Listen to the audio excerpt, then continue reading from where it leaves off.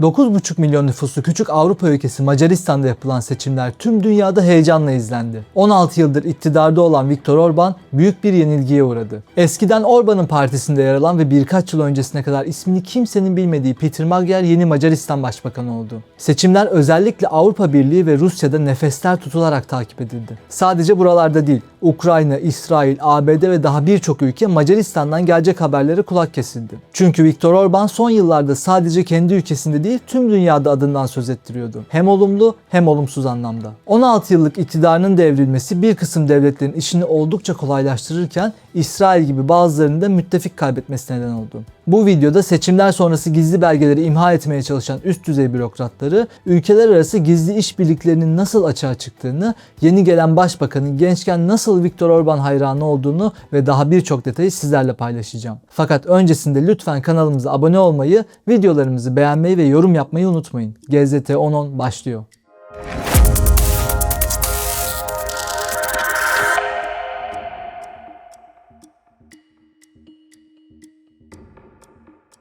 Görüntüler 1989'da Macaristan'da çekildi. Macarların 1956'daki Sovyetlere direnişinin anıldığı bu mitingde dik ve özgüvenli duruşuyla binlerce kişiye hitap eden kişi Viktor Orban. O zamanlar 26 yaşında olan Orban, Rus aleyhtarı konuşmasıyla Macarların gönlünü fethetmişti. Sanırım o konuşma yaparken hiç kimse Orban'ın ileride Rusya'nın Avrupa'daki en büyük müttefiki olacağını tahmin etmezdi. 1963'te doğan Orban, Budapeşte'ye yakın ve evinde su olmayan bir köyde dünyaya geldi. 3 kardeşin en büyüğüydü.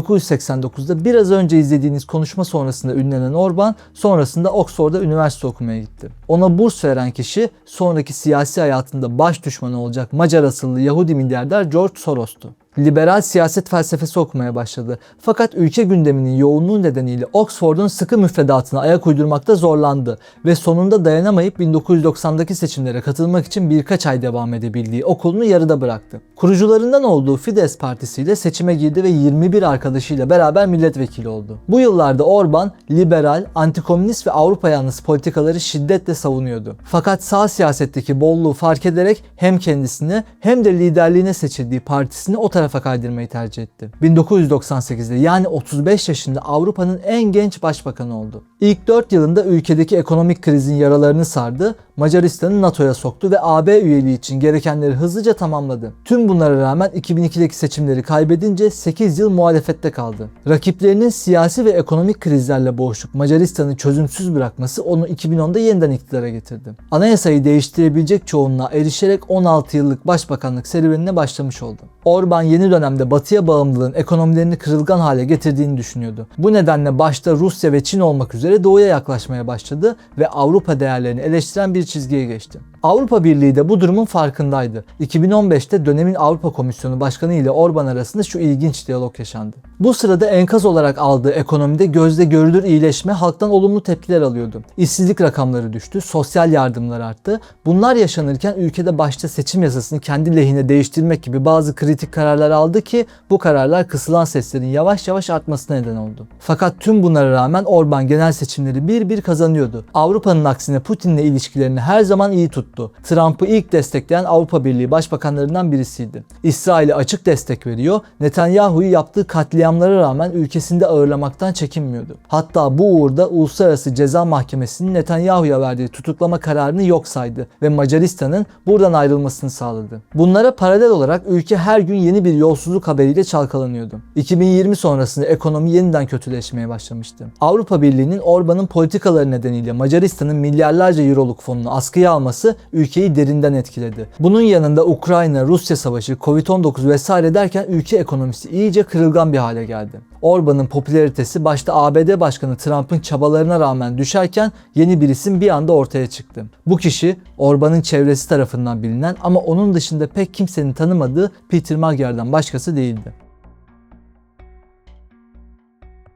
2024'te Macaristan bir haberle çalkalandı. Orban'ın yakın müttefiki Macaristan Cumhurbaşkanı Katalin Novak, bir yıl önce yani 2023'te Cumhurbaşkanlığı affıyla cezası düşenlerin ismini açıkladı. Burada bir not düşeyim. Macaristan'daki Cumhurbaşkanlığı sembolik olup asıl güç Başbakan'da, yani o dönemde Viktor Orban'daydı. Açıklanan bu 25 kişilik isim listesinde bir kişi herkesi sinirlendirdi. Küçük bir kasabadaki bir çocuğa yönelik cinsel istismarı örtbas etmekten hüküm giyen adam Cumhurbaşkanlığı affıyla salıverilmişti. Bu durum ortalığı birbirine katınca hükümet olayın sorumlusu olarak Adalet Bakanı'nı gösterdi. Bakan Judith Varga mecburen istifa etti. İşte tam bu anda Varga'nın eski kocası, aynı zamanda Orban'ın favorilerinden birisi olan Peter Magyar isyan etti. İki devlet şirketi ve bir kamu bankasında yönetici olan Magyar, Orban'ı kadınların etekleri arasında saklanmakla suçladı ve görevlerinden istifa etti. Peter Magyar, Macaristan'da güçlü bağları olan bir isim. Babası ülkenin önemli televizyon yıldızlarından olan bir avukattı. Vaftiz babası, yani bir nevi amcası, eski muhafazakar cumhurbaşkanlarından birisiydi. Tanınmış muhafazakar bir ailenin üyesi olan Peter Magyar hukuk eğitimi aldığı sırada Orban'ın hayranıydı. O kadar hayrandı ki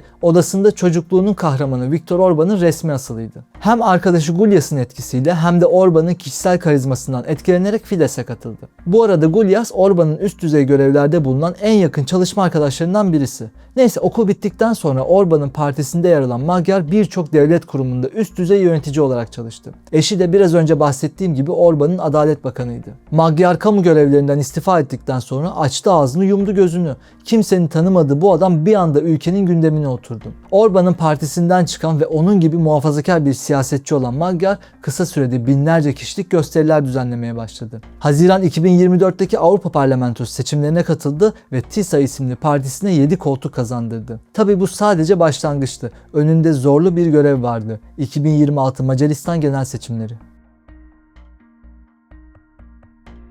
Peter Magyar, TISA Partisi lideri olarak 2026 genel seçimleri için hızla çalışmaya başladı. 2 yıl içerisinde 3 kez ülke turuna çıkan Magyar, zaman zaman günde 7 şehirde konuşma yapıyordu. Vaatleri netti. Orban'ın deyimiyle illiberal demokrasi olan Macaristan'ı yeniden batıya yönlendirecekti. Avrupa ile ilişkileri düzeltip yeniden birliğe entegre olacaktı. Kamuoyunda sıkça konuşulan Avrupa Birliği fonlarının kötüye kullanılması nedeniyle yolsuzlukla mücadele edecek özel bir birim kuracaktı. Sağlık, eğitim, hukuk ve ekonomi sorunlarına da çözümler vaat etti. Ama her şeyden önemlisi Magyar'ın Orban karşıtlığı üzerine kurduğu seçim stratejisi insanları etkiliyordu. Yani aslında basit bir temeli vardı. Bana oy verirseniz Orban gider. Magyar açıkça Avrupa'nın sevdiği bir adaydı. Ukrayna'ya asker gönderme, ülkesine mülteci kabul etme gibi konularda Orban'la benzer çizgideydi. Ama Orban'ın haftalardır veto ettiği Avrupa Birliği'nin Ukrayna'ya vermek istediği 90 milyar euroluk fonu engellemeyeceğini açıkladı. Mevcut kudretli başbakan Orban'ın ise duruşu farklıydı. Seçim döneminde kendisi olmazsa ülkenin Ukrayna savaşına çekilerek perişan olacağını savundu. Avrupa Birliği'ne alternatif güçlerle, yani Doğu ile ilişkilerin gelişimini bağımsızlık için önemli olduğunu söyledi. Bu arada ABD Başkanı Donald Trump her fırsatta Viktor Orban'a desteğini dile getirdi. Yetmedi, Dışişleri Bakanı Rubio'yu Macaristan'a gönderdi. Yine yetmedi, seçimden sadece birkaç gün önce ABD Başkan Yardımcısı Vance Macaristan'a gitti ve Orban'a açık desteğini ifade etti. Ve 13 Nisan 2026'da Macaristanlılar %50'nin üzerinde rekor bir katılımla seçime gitti. Beklendiği gibi Peter Magyar oyların %53'ünü alarak 199 sandalyeli parlamentoda 137 sandalyenin sahibi oldu. Orban ise büyük bir hezimet yaşadı ve 16 yıl sonra iktidarı kaybetti. Partisi %38 oyla sadece 56 sandalye kazanabildi. Bu aynı zamanda Magyar'ın isterse anayasayı da değiştirebileceği anlamına geliyor. Seçim sonuçları az çok netleşince eski başbakan yeni başbakanı arayıp tebrik etti. Magyar, Macaristan'ı yeniden birleştireceğini söyledi ve Orban'ın kuklalarının bir an önce istifa etmesi gerektiğini söyledi. Bu durum kritik, çünkü Viktor Orban kendi döneminde uzun süre görevde kalınacak kritik görevlere kendisine çok yakın insanları yerleştirmişti. Eğer bu kişiler kendi istekleriyle istifa etmezse uzun ve yorucu bir yoldan görevden alınmaları gerekecek. Örneğin Magyar, mevcut Cumhurbaşkanı'nın ona hükümet kurma görevini verir vermez istifa etmesini istedi. Aynı zamanda eski hükümete ciddi suçlamalarda bulundu. Rusya'ya oldukça yakınlaşan Orban'ı ve dönemin Dışişleri Bakanı'nı hedef alan Magyar, casusluk suçlamalarının da üstüne gideceğini söyledi. Seçimlerden bir süre önce Avrupa Birliği toplantıları arasında Macaristanlı hükümet yetkililerinin Rusya ile mahrem bilgiler paylaşıldığı konuşuluyordu. Dönemin Dışişleri Bakanı ülkeler arasında sürekli iletişimin normal olduğunu söylese de okları üzerine çekmekten kaçamadı.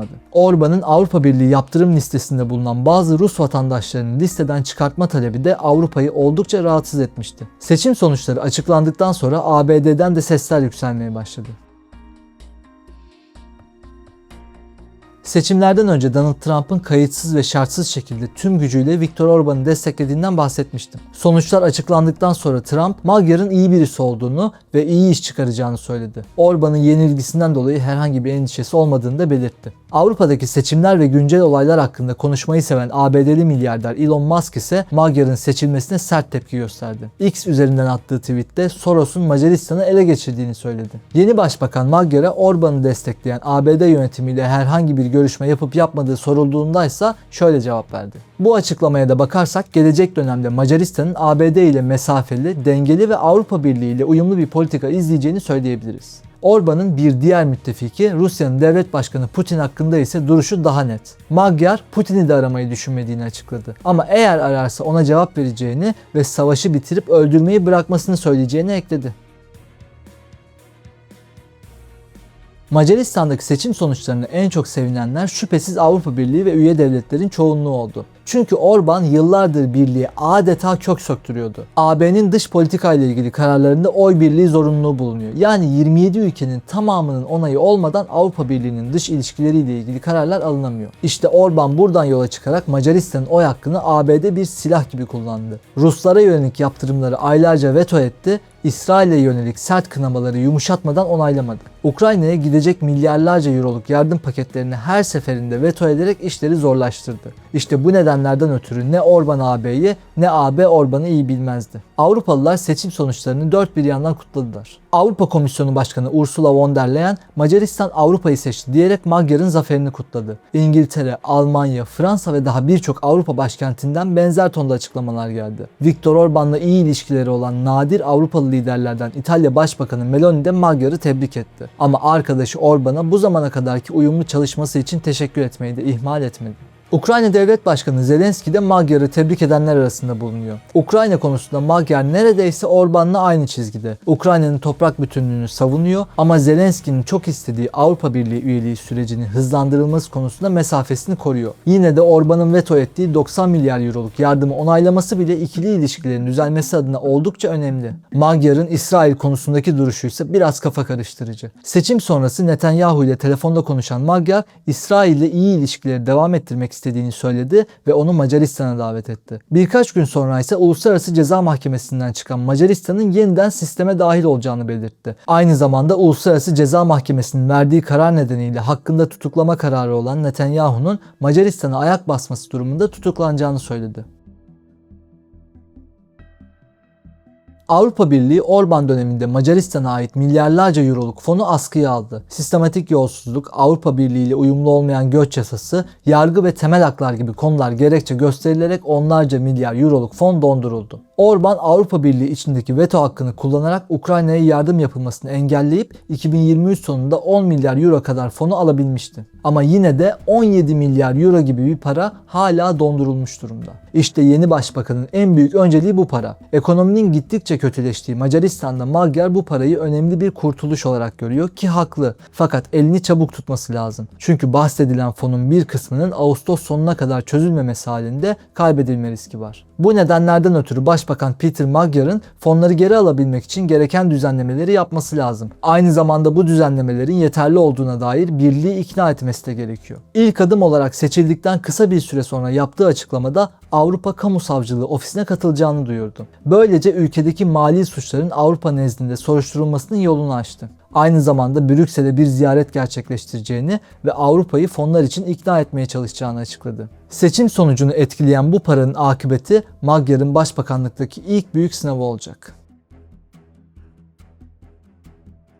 Yeni başbakanın en önemli seçim argümanlarından birisi Rusya ile ilişkilerdi. Magyar, Rusya ile aralarına mesafe koyacaklarını ve doğuya değil batıya yakınlaşacağını defalarca söyledi. Fakat artık seçim bitti. Sahadaki gerçekler ise oldukça karışık. Çünkü Orban döneminde Macaristan, Rusya'ya siyasi olduğu kadar enerji alanında da ciddi bir şekilde bağımlı hale geldi. Bugün ülkenin ithal ettiği doğalgaz ve ham petrolün %80'den fazlası Rusya'dan geliyor. Yani Magyar'ın kendine alternatif rotalar bulması gerekiyor. Fakat mevcut mevcut durumda zaten ekonomisi iyi olmayan Macaristan'da bugünden yarına çözüm bulması pek mümkün değil. Bundan dolayı seçim sonrası Magyar yeni dönemde Rusya ile pragmatist bir ilişki yürüteceklerini açıkladı. Ama Macaristan'ın sorunu sadece doğal gaz ve petrol değil. Macaristan elektriğinin neredeyse yarısını Sovyet döneminden kalma bir nükleer santralden karşılıyor. Ve bu santral Rus yakıtı kullanıyor. Daha da önemlisi santralin genişletme projesi de Rus devleti tarafından yürütülüyor. Yani seçim sonrası her ne kadar Putin'i aramayacağını ama ararlarsa açarım minvalinde demeçler verse de en temel kaynaklar konusunda şu an için Putin'in avucunun içinde bulunuyor.